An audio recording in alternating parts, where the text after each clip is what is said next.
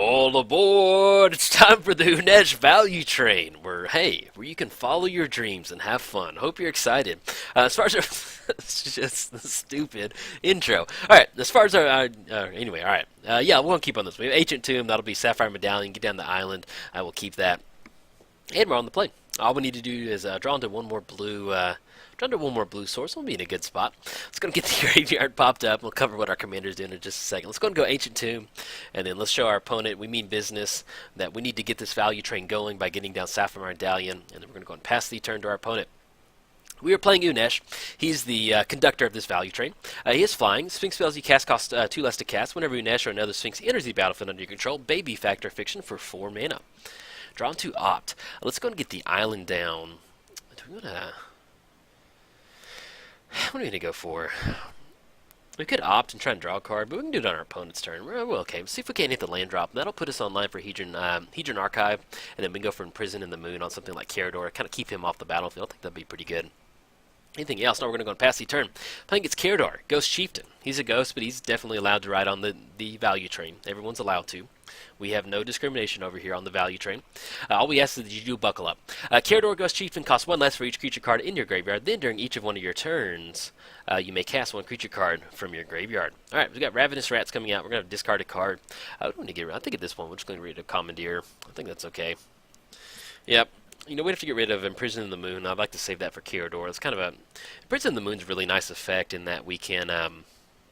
Ooh, beautiful. Put that on top. I'm going to draw that card. All right. And then next turn we're looking at Jace. We'll be able to +1, kind of make sure the Ravenous Rat doesn't come across. Or if we want to tap out for Hedron Archive, that'll put us in a spot where we can go for Unesh. So who we draw into? Drawn to Curator of Mysteries. Nice little curator. I don't know.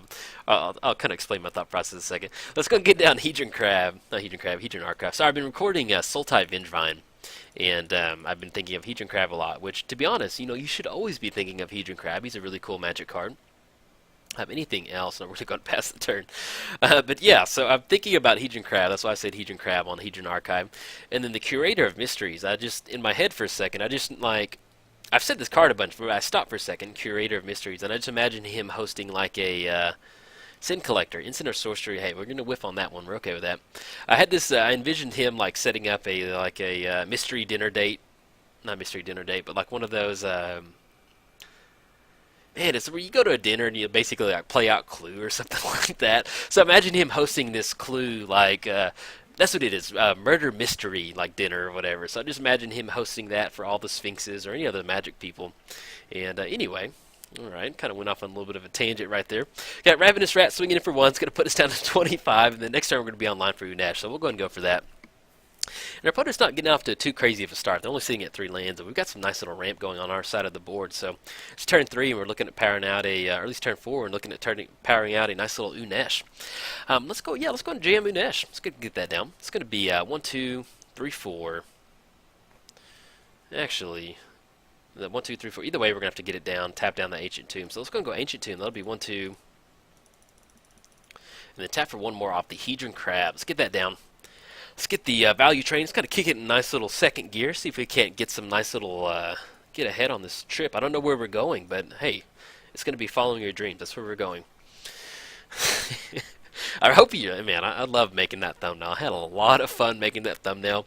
I was going to do like some clouds, and the more I kept thinking about it, I was like, man, why do we do space? If you're going to be driving a value train, it doesn't matter if you're driving in space or if you're driving in the clouds. Either way, you're going to be driving a value train that flies. I guess, you've already defied any sort of logic making sense, so why not just have it in space?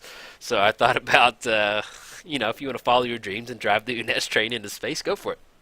Okay, as far as this split goes, Thran Dynamo, Cryptic Command, we're a little far away from double blue, but I really like the... I like Thran and Cryptic Command. I kind of like that. Let's go for that. I just want to generate all the mana. Anything else? Now we're going to go past the turn. All right. So next turn, we go Ancient Tomb, Hedron Archive. That'll be 3 mana. We can get down if we draw into a land, we'll actually be able to get on Burnished Heart and go for the activation, which will finally put us into enough kind of blue mana range. So hopefully we can kind of get that going. Hopefully our opponent hits a land drop. I played against somebody earlier who we had the value train going so quick that I think they got mad and they just let us keep all the factor fiction piles. pretty much what happened. So, I mean, it made for a nice video, but towards the end, it was just kind of like it was the same thing as somebody like, let's say you.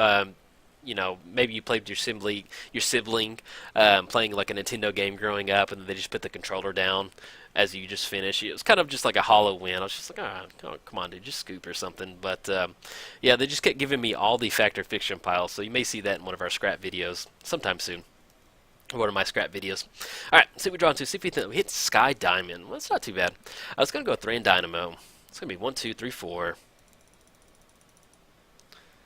And then we can still go ahead and get down Burnish Heart, which is not going to be the worst. And then we can crack it next turn. We'll be online for a lot of this other stuff. The only thing that we're missing is some nice little value.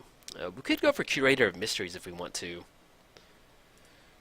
That's going to be 2 total blue, and then we still go for the Burnish Heart off the Thran Dynamo. I think I like that. Yeah, let's get some value going. Let's go for Curator of Mysteries. We need to get the romance, not romance, the mystery dinner going. Murder mystery dinner. Alright, and one of the things you do want to do with Unesh is if we're going to be driving the value train, you're going to make sure that we have enough gas, and one of the ways that we make sure we have enough gas is making sure that we keep getting Sphinxes into our pile. If we have a Sphinx, that means we're going to keep the value train going. It's going to mean that you're going to be able to follow your dreams, which is really important to Unesh because he really enjoys that. It makes him really happy. So you want to make sure that you kind of keep the train going by keeping the Sphinxes in your hand.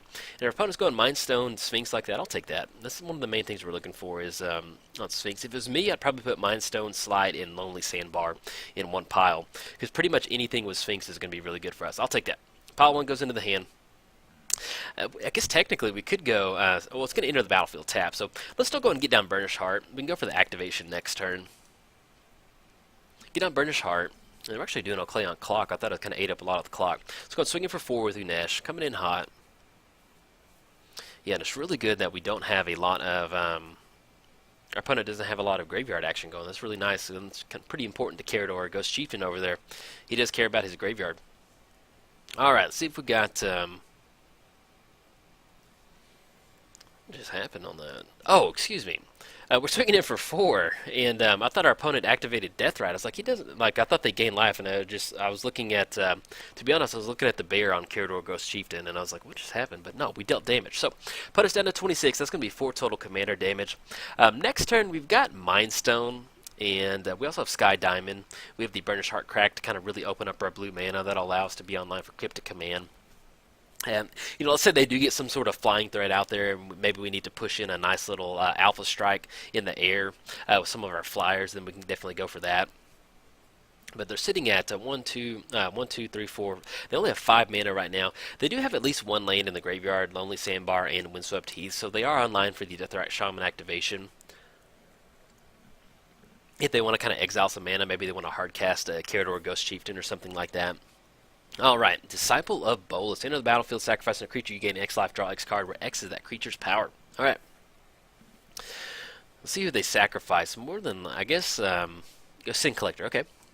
And then they can still keep casting that, but at this point right now, if we're really worried about a Sin Collector off Karador Ghost Chieftain, we'll find a better use for Cryptic Command.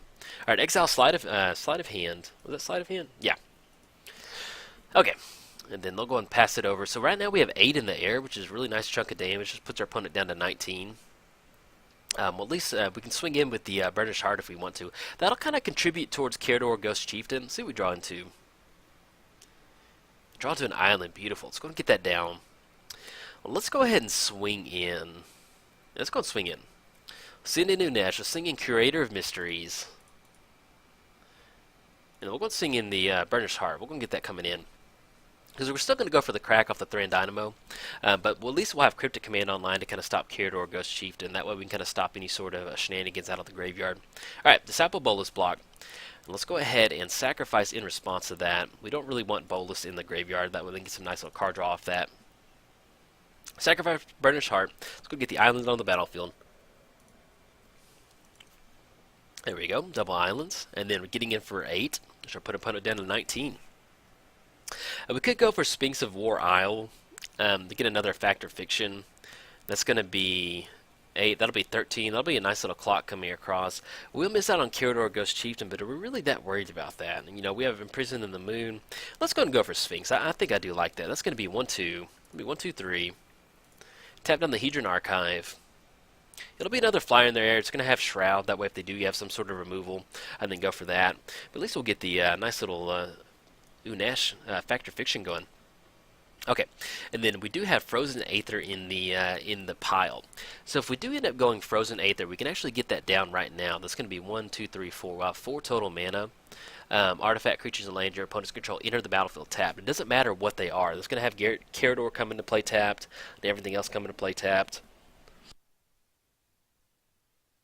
But I think on this one, I don't really think it's going to matter that much if Karador comes into play tap because everything has flying. So let's go and go pile 1. That way we can kind of keep the Sphinx train going. Frantic Search is on top. Let's go ahead and let's go and get down the Sky Diamond. Is that what we're going to go for? Yeah, we're going to go for Sky Diamond. I like that. Sky Diamond. And then we can go for the Mind Stone on that. I'm okay with that. That's going to be, worst case scenario, they go for a Deathrite Shaman activation. We lose some life, go down to 17. Swing him to Disciple of Bolas, puts us down to 15. Yeah, we're okay with that. Let's go and go Mind Stone. It's going to be 1, 2. And then anything else. I'm going to go and pass the turn. All right. So, next turn. We do have 8. And then we have 13 coming across, which will put our opponent down to 6. We have Imprisoned in the Moon for Karador Ghost Chieftain. If something's a little bit too crazy out there, let's say they have some sort of taxing effect out there. I'm not sure what they could kind of get going in as far as this turn is concerned. But we at least have Imprisoned in the Moon. Will kind of cut back on a blocker.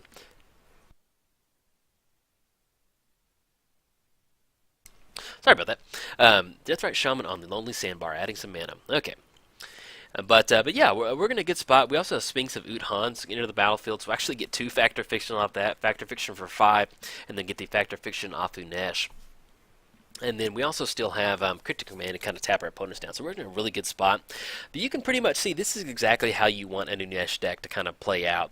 You want to really spend a lot of your early turns ramping in a lot of your artifacts. Noxious Gearhulk. Destroy target creature, gain life equal to its toughness. Alright, see what they're going to go for.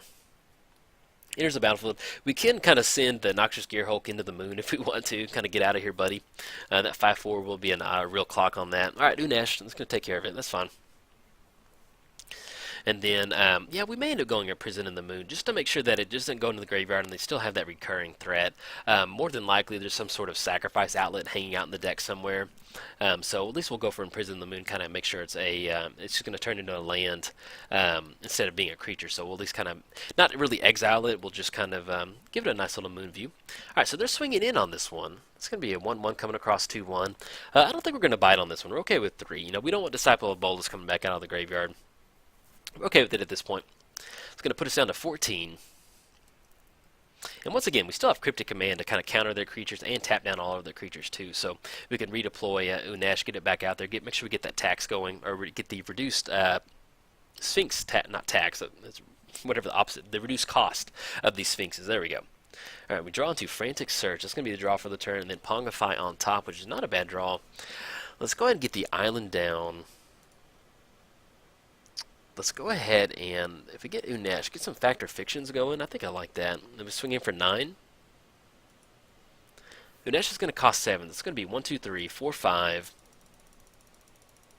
It'll be double blue. Okay, let's get down to Unesh. And we can actually untap the Ancient Tomb if we need to off the Frantic Search. Kind of generate a little bit of, Cyclonic Rift. I'm going to choose pile 1. I'll take that in a heartbeat. Let's go and swing in. Once our opponent saw the Cyclonic Rift, I think they kind of threw that one up. Let's go and swing in for, that's going to be 9 coming across. We do have 1, 2, 3, 4. Yeah, we have enough to actually go for an overloaded Cyclonic Rift to kind of bounce everything back. Sorry, man. Oops, yeah, it looks like our opponent actually misclicked on that one. Sometimes that happens if you get a little bit trigger happy. But more than likely, props to our opponent. Either way, we probably would have gone for the Cyclonic Rift pile, just because we have enough mana for it, and we still have Cryptic Command, so either way, no matter how they split it up, we would have gone for that. Okay, swinging in for 9. It's going to put our opponent down to 14. And then next turn, that's going to leave that exactly 9. So let's see if we can't...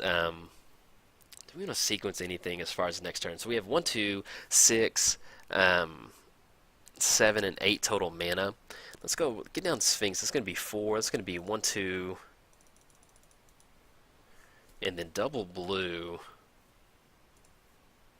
Yeah, we want to make sure we have enough bodies on the battlefield. I like this. So, and then we still gives us enough mana for Cryptic Command to kind of counter something, and want to make sure we have enough lethal in the air on this one. So let's get down Sphinx on the battlefield. And if, worst comes to worst, the following turn we have Cyclonic Grave. We can kind of bounce everything back from our opponent's turn, kind of send it back to the hand. So go down Sphinx of Uthan. Get him down. Oh, I'm telling you, it's just the value train gets going really fast whenever you get down Sphinx of Uthan and you get that Factor Fiction for 5, and then you have the Unesh trigger to resolve after that. That always feels really good. Okay, and then if our opponent does swing out next turn, we're looking at, more than likely, we'll probably just go ahead and go for Cryptic Command, kind of tap our creatures down. That way they don't get a nice little untapped step, and we'll be able to kind of counter anything. So they want to split it up. Either it's not that big of a pile, so I guess it doesn't really matter on this one. But yeah, and unfortunately, misclicks like that by our opponent, I'm guilty of that. That's happened to me before, and it's not fun to give them an entire pile. And props to our opponent for not just instant scooping on that. As far as this one's concerned, let's just go. We'll just go ahead and go. We'll just go pile 1 on this one. Get some nice little lands. Then we have the Unesh on the battlefield. The Unesh trigger coming across High Tide, Master of Predicaments, and the Sphinx of the Final Word. This is probably, I think this is my favorite Sphinx out of the deck, just because it's got the lightning bolts kind of coming out of its eyes. I don't know, it looks so epic. Love it. And then let's see what we're going to go for on this one. But either one, we're just going to go ahead and, High Tide gives us a lot of mana, but we've got some nice ways to kind of close it out. We've got lethal in the air. With them at 14, they have Sphinx of the Final Word on the turn. We have to watch out for some sort of, board wipe. That would be really debilitating to us. That would be really hard for us to kind of come back from. I think on this one, do we have another? We do have Sphinx of Lost Truths. We can get that down, kind of keep the chain going. High Tide. Yeah, we'll go and choose pile 1. It's better than High Tide and the other one. Have to discard a few cards. Let's go ahead and we'll hold on to Pongify. We'll still hold on to Imprison in the Moon. Let's kind of go ahead. Well, actually, I don't want to click on it and have it go into the graveyard. There we go. All right. So we're going to get rid of Island. And that's the cool thing about the Curator of Mysteries. When you start discarding all these extra value, you get these scries, which is just really gnarly. Arcane Denial. We're online for Arcane Denial. We'll go ahead and get rid of Frantic Search. We'll get rid of Jace. We need to get rid of 2 more cards. We're just going to get rid of Island. Why not? And 1 more card. Sphinx of the Lost Truths. There we go. Alright. Get the scry going. There's his incubators on top of our library. Put these on the stack. And then props to our opponent for sticking this one out. Sometimes when the value train gets going too quick, it's, I don't know, sometimes people scoop really a little early sometimes, but I do appreciate it. Let's go put that on the bottom. It would be nice to kind of chain some other stuff together, but Worn Power Stone, let's go and put that on the bottom. So I'm not going to have an immediate impact island. Going to put that on the bottom. But you can really see where we're just really churning through our deck. Our opponent's at 83 cards in their library. We're at 57, which is really nice. And let's go, man, we're just tons of islands off that. Extra planar lands. Okay, there we go. It's almost, I feel like we kept kind of scrying stuff to the top. Anything else? Now we're going to go pass the turn. All right. So, we have extra planar lands in the hand. We do have Cryptic Command out of our hand, too. We can go for that, tap all of our opponent's creatures down. If they, that kind of leaves us open on the back end to some sort of board wipe. So if they do swing in, that's going to be 5, 7. That'll be exile target. Okay, land, add mana. Yeah, so if they do go for swing in across the board, well, they're tapping out Deathrite Shaman, so we don't have to actually worry about them making us lose 2 live. So it's going to be 7 and 8 coming across, which will put us down to 4. So, see what they're going to go for on this one. Either way, we still have a counter spell, depending on that. Ashen Rider. Whenever it enters the battlefield or dies, exile target permanent. Alright, so we're going to go for Cryptic Command on this one. I guess technically we could go for Arcane Denial. That leaves us up on Pongify. But if we simply just go Cryptic Command, they've already tapped everything out. Yeah, let's go to counter target spell and then tap all creatures your opponents control. I like that. 1, 2, 3. Counter target spell, tap all creatures your opponents control. They're not going to be able to swing in. That's going to give us, we have exactly 14 coming across with these over here, and then Unesh will be leading the value train coming across. Looks like our opponent scooped it up. That's what, oh, what happened? Our opponent scooped it up, but we will have enough lethal coming across the next turn. I always hate it. I don't know why it does that sometimes, but sometimes when our opponent scoops, the game kind of closes out like that. But yeah, so we had, I think we had 19 coming across as far as total combat damage coming across. So, if you enjoyed riding on the Unesh value train, be sure to like and subscribe and tell Unesh thanks. Alright, bye.